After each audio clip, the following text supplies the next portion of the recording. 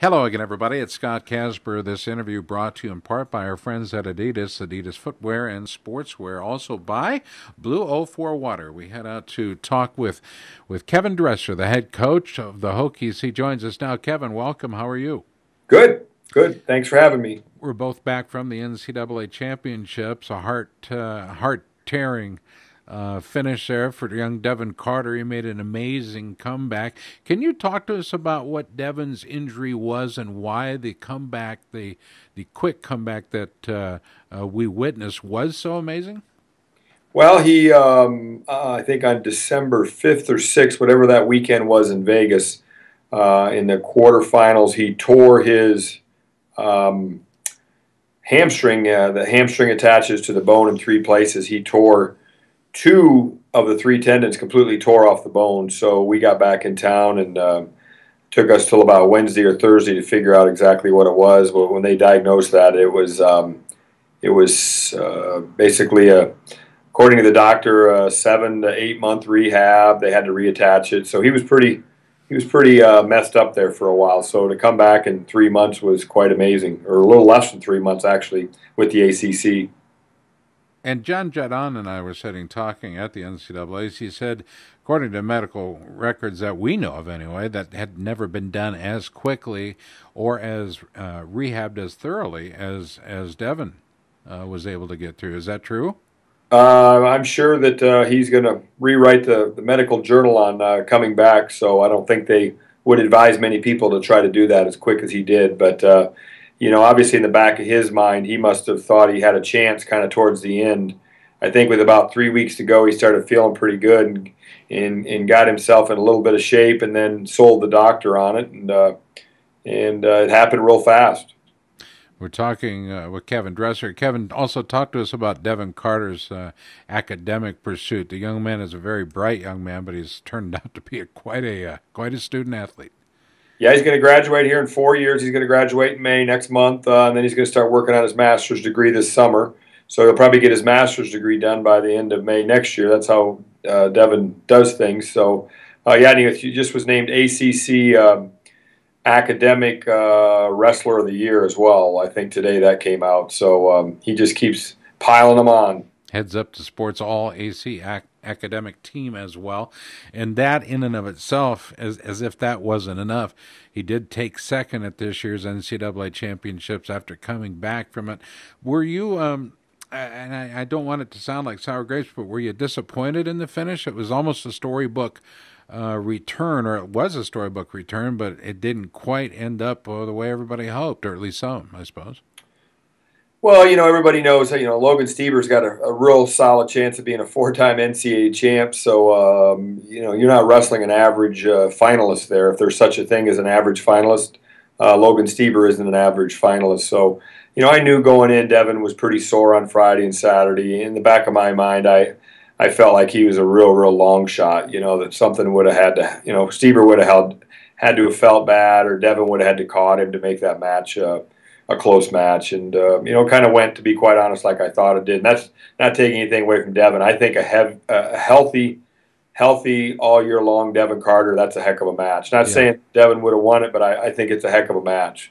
And so there's a moral victory in getting to the finals. But if you know the way Devin is, or most guys that make the NCAA finals, second place is pretty disappointing. We're talking with Kevin Dresser. Kevin, Joey Dance, your young freshman there, finished fourth nationally at 125 this year. Well, he picked up the ACC Freshman Wrestler of the Year honor. What kind of future does this young man have, not just in the sport, but as an athlete for your program? Well, he's got a great future. I mean, he didn't have a great season. He had a very average season. He really struggled to kind of figure out college wrestling and the discipline that it takes. His maybe lack of discipline for a while there showed, and he started to get better as the year went on and figured some things out and got more disciplined. And one thing about Joey that I think everybody saw is that when the lights are on and the bigger the crowd, the bigger the atmosphere, the more he shows up. But even with that said, I said, Joey, now we need to separate ourselves. The rest of we got to work between now and November of I think he had a bazillion 1-point matches this year. If you want to be a high All-American consistently, you can't have that many close matches. You got to separate yourself, and then when you get to the end, you got to eke out a few. But he needs to work on that and really work on his offense. He struggled with his offense this year, but what a great finish, fourth in the nation as a true freshman. I think just about everybody would take that. I think everybody would take his overall record too, Kevin, without any complaints. 28-10. I'll take a handful of 1-point wins. I'll tell you that right now. That's quite an opportunity for this young man. But he's coming back, obviously, and your expectations, of course, are going to be a lot of improvement. And I think that's what you've always asked for from your athletes. I've known you for a long time, and surely your expectations are nothing but the best. You yourself led the Hokies to the second straight ACC Wrestling Championship and then picked up the honor yourself of the ACC Wrestling Coach of the Year in your 8th season. This is your 8th year at the helm of the Virginia Tech Hokies. It has gone by almost in the blink of an eye for most of us. How about you? Yeah, it's amazing that we just finished our 8th year. Coach Roby and I started out together 8 years ago, and it's been a fun ride. And we're going to keep. We've got some hurdles to jump and some steps to climb. So we're really excited about the future and next year's team. And if we stay healthy, we think we can keep breaking records, and that's our goal. Coach, talk to us about Tony Roby. I mean, that is if there was a great coach in this country, Tony Roby's in that category. He's a tremendous teacher, but to have a partnership between a head coach and assistant or associate head coach, however you wish to classify them, those are hard to come by, and you guys seem to have it going on. Absolutely. I think I think we work real well together. Tony's very good at his job. He's very good on the mat. He's good in the office. I mean, he's a total package. He's a professional. So I think we both agree that we work really, really well together. We're both, I like Tony because he's not a yes man. We have some disagreements at times, and we I don't want to say argue, but we discuss a lot of things, and I appreciate his upfront attitude, and we both we agree to disagree on things, and we seem to work it out. And I think we found a really good formula to get our guys good at the end of the year, and that's what you get measured by. I know he had a big hand in helping to coach and mold Pete Yates, and what an athlete he was at 165. 2 ACC titles, ACC Wrestler of the Year honor as well. But he also had a hand in Garnett and Brashada Devon as well, Nybert and Chris Diaz. So, I mean, and those are just some of the guys. Positive leadership seems to be order of the day when it comes to Tony Roby. Absolutely. We've got all those names you mentioned are guys that came in here and especially early on took a chance on Virginia Tech when we were at the bottom of the rung. And, all those guys and obviously Tony were a big part of what we're doing right now. Expectations, Coach, based on what you have returning and those that that are going to be coming into the room. Obviously, there's going to be some pressure there on the young men that are already there based on the new and incoming talent. But what are your expectations of this team that returns in the fall? Well, we need to get a bunch of All-Americans. I mean, that's what gets you. That's what gets you high on the board. And we need to start moving into trophy land and start bringing some trophies back to Blacksburg. And I got hired 8 years ago, and I made the comment that I didn't take this job to get second place. And I'm sure 99.9% of the people that read that thought that was a bold statement. And I think it's getting less bold, and that's our goal. And we're not going to. I'm not going to stop going that way. And my job is to make sure that everybody underneath me thinks the same way, and I think we're getting a lot more people thinking, hey, these guys can get it done sooner or later. I don't know, but these guys are going in the right direction and can get it done. Coach, I got to ask you, most recently Arizona State, West Virginia, and I know I'm going to miss some program movements, Purdue. Those three most notably have gotten rid of their head coaches. I know that's a harsh way to say it, but is there more pressure on coaches to perform these days than there was, say, 10 years ago? Are we getting everything we wanted when we asked for more visibility? ESPN has delivered that. The visibility of programs on the internet, the self-promotion, all of this. Are we getting what we've asked for?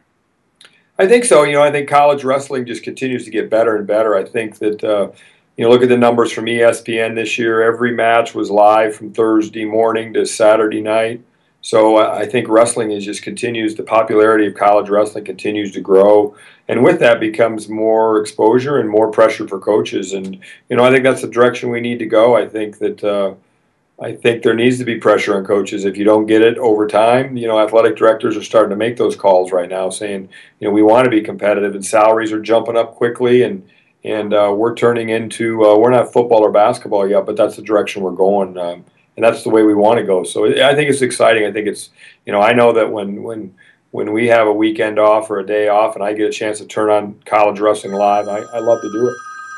And I love it. I love it. Hokiesports.com. That's where you're going to find out more about Kevin Dresser and his squad, his team, and his coaching staff as well. Hats off to David Hoffman, who is apparently not as technically challenged as you are, Kevin, or I am for that matter. And Eric, we want to give him a little bit of a shout out as well. For the excitement on the year, I want to give a tip of the cap to Devin Carter, because he really did pull at my heartstrings on the year, and that's one of the great stories, I think, from the 2013-2014 season. And it just so happened he was a Hokie, and talk about a guy that everybody was watching very closely on that special night in Oklahoma City. Kevin, I appreciate you taking time. Anybody you want to recognize before we cut you loose? And we do want to give you a little bit of an opportunity too to plug your camps, because those are around the corner as well.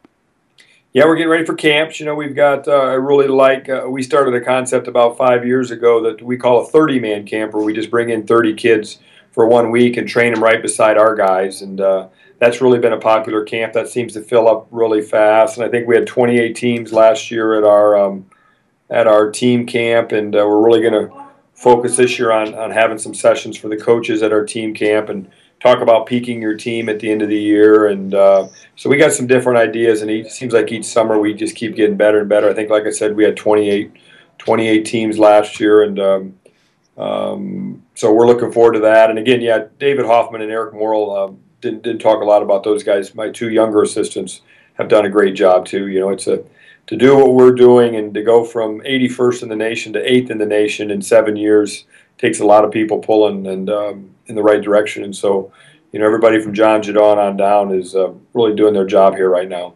And David Hoffman, you let him know his beard's coming in just fine. That's right. He don't like to shave a lot. Kevin, it's always good to talk to you, my friend. My best wishes, by the way, from your old neighbor, Angie. She says hello, and how are you as well? She's always rather thrilled when we do an interview with the head Hokie himself, Kevin Dresser. Good job out of you today. I appreciate your time. Thank you.